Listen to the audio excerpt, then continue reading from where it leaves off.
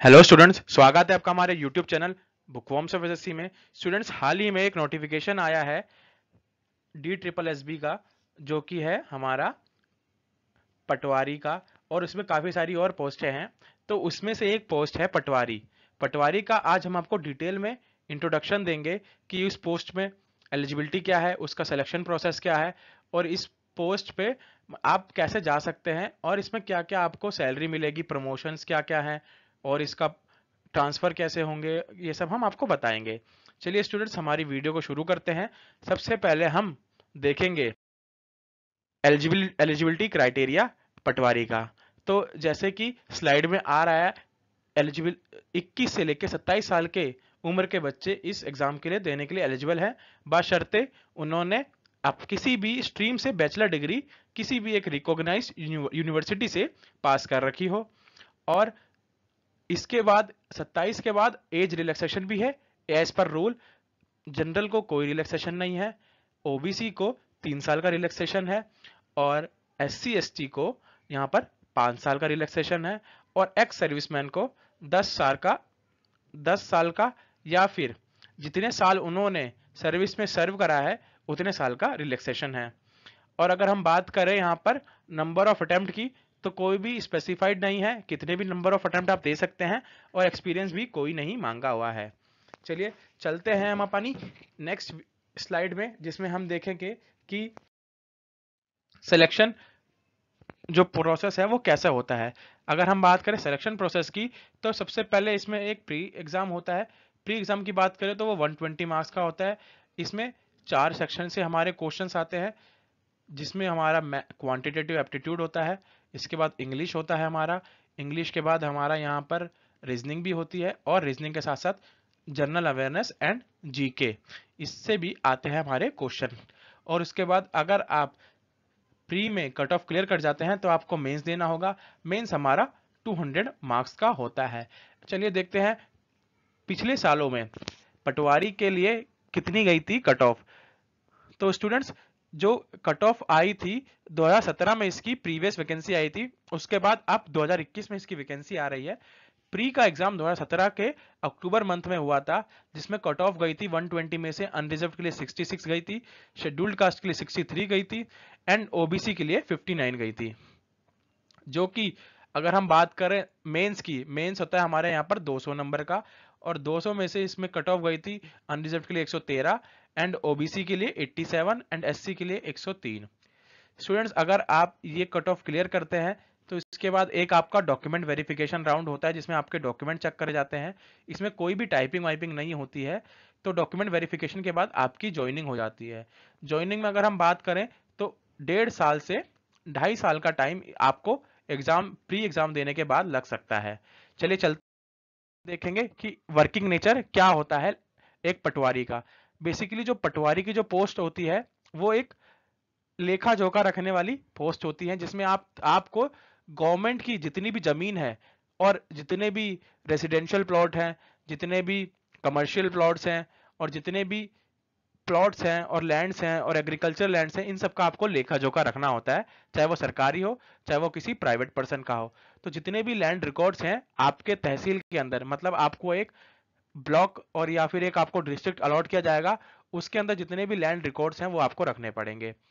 और जितनी भी ट्रांजैक्शन होगी, मतलब अगर किसी ने जमीन बेची, मान लो ए पर्सन ने किसी को ये जमीन बेची, तो ये ट्रांजैक्शन का भी रिकॉर्ड आपको ही रखना पड़ेगा कि इस ये लैंड पहले किसको एक्वायर थी और बाद में किसको एक्वायर होगी।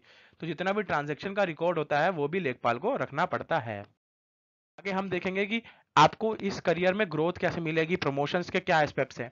तो अगर हम देखें तो करियर की जो ग्रोथ है वो है, सबसे पहले आप डीडीए पटवारी लगेंगे। पटवारी की जो पटवारी की आपको सैलरी 21,000 मिलेगी दिल्ली के अंदर। उसके बाद आप सबसे पहले प्रमोट होकर आप बनेंगे नायब तहसीलदार। नायब तहसीलदार बनने के बाद आप बनेंगे तहसीलदार। तहसीलदार के बाद आप बनेंगे डिप्टी कलेक्टर या फिर डिप्टी डायरेक्टर रिवेन्यू के। और जो स्टूडेंट्स, जो डिप्टी डायरेक्टर जो पोस्ट है, ये आपकी लोअर पीसीएस के अंदर आती है पोस्ट। इससे आप एक पीसीएस रैंक के, स्टेट पीसीएस रैंक के दिल्ली दिल्ली के अंदर आप एक अच्छे ऑफिसर बन सकते हैं अगर आप चाहें तो। और आप अपनी रिटायरमेंट से 5-6 साल पहले आप डिप्टी कलेक्टर रेवेन्यू के बन सकते हैं। चलिए देखते हैं सैलरी कितनी होती है एक पटवारी की। अगर सैलरी की हम बात करें तो जैसे इसकी स्लाइड में दिखा हुआ है, ये एक पे लेवल 3 की पोस्ट होती है। 7th पे कमीशन के अंदर इसका बेसिक पे 5200 से लेके 20,200 तक होता है। फिर इसमें आपको एचआरए मिलेगा। एचआरए दिल्ली के अंदर अभी 24% चल रहा है, तो 24% एचआरए बनेगा। उसके बाद आपको टीए मिलेगा, डियरनेस अलाउंस मिलेगा। डियरनेस अलाउंस अभी 20% चल रहा है, 20% आपको डियरनेस अलाउंस मिलेगा। उसके बाद आपको transport allowance, dearness allowance, phone bill मिलेगा आपको। फोन बिल आजकल कोई लेता नहीं है, पर फोन बिल मिलेगा आपको, मोबाइल का टेलीफोन अलाउंसेस। उसके बाद आपको मिल सकते, यहाँ पर चिल्ड्रन के अलाउंसेस मिलते हैं, वो हम बाद में बताएंगे आपको क्या क्या अलाउंसेस मिलेंगे। इन हैंड अगर सैलरी की हम बात करें आपकी, तो इन हैंड सैलरी आपकी कहीं ना कहीं 21,000 से 22,000 तक आपकी पड़ जाएगी। पोस्टिंग जब आप पोस्ट होंगे सबसे फ्रेश, तो आपकी सैलरी जो होगी वो 21,000 होगी। इसके बाद अगर हम बात करें एडिशनल पर्क्स के बारे में बात करें, तो एडिशनल पर्क्स इसमें बहुत सारे हैं आपके पास। जैसे कि आपको यहाँ पर हाउस रेंटल अलाउंस मिलेगा, मैंने अभी बताया हाउस एंड रेंटल अलाउंस आपको 24% मिलेगा। ट्रैवलिंग अलाउंस मिलेगा आपको 1300 रुपए तक। उसके बाद आपको ब्रीफकेस अलाउंस मिलेगा आपको, मतलब जितने भी आपको डॉक्यूमेंट होते हैं, जितने भी आपको फाइल और फोल्डर होते हैं उसके खर्चे मिलेंगे। डेली अलाउंसेस मिलेगा आपको, कपड़े प्रेस करने का, कपड़े धुलवाने का अलाउंसेस मिलेगा। और अगर आप कोई गवर्नमेंट का, जैसे कि मान लीजिए डिप्टी कमिश्नर रेवेन्यू ने अगर कोई भी ट्रांजैक्शन करी है और आप उस कैश को हैंडल करते हैं 1 या 2 दिन तक, तो आपको वो कैश हैंडलिंग अलाउंस भी देंगे। अपने चाइल्ड के लिए एजुकेशन अलाउंस मिलता है अप टू टो, अगर आपके 2 चाइल्ड है आपको 2 चाइल्ड का सारा एजुकेशन का अलाउंसेस मिलेगा। कन्वेंस का अलाउंस मिलेगा जिसको हम ट्रांसपोर्ट अलाउंस भी कहते हैं। फॉरेन ट्रैवल मिलेगा आपको, 3 साल में आपको एक बार फॉरेन ट्रैवल मिलेगा। डेप्यूटेशन में अगर आप कहीं जाते हैं तो डेप्यूटेशन का अलाउंस मिलेगा। फिक्स्ड मेडिकल अलाउंस मिलेगा आपको, या फिर आपका कार्ड बनेगा। और अगर आप हायर क्वालिफिकेशन है तो उसके लिए आपको इंसेंटिव भी मिलेगा।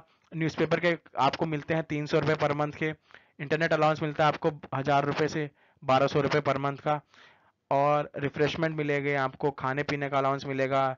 ट्रैवल अलाउंस मिलेगा आपको, 2 साल में एक बार आपको ट्रेन की टिकट मिलेगी। Mobile allowance, child care allowance, ये सब तो मैंने आपको बताया।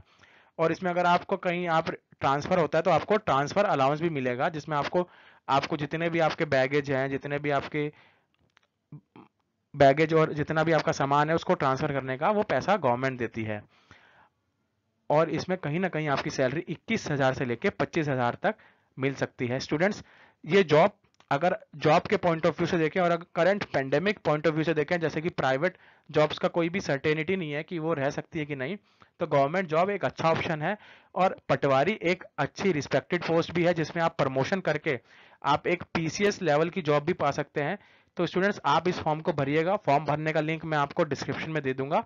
अगर आपको ये वीडियो अच्छी लगी हो तो हमारे कीजिए और हमारे चैनल बुकवॉर्म से फैंटेसी को सब्सक्राइब कीजिए। स्टूडेंट्स, मिलते हैं हमारी नेक्स्ट वीडियो में। अगर आपको किसी और जॉब या किसी और पोस्ट के बारे में जानना हो तो प्लीज कमेंट में लिख के बताइए। मिलते हैं हमारी नेक्स्ट वीडियो में, तब तक के लिए बाय बाय, जय हिंद।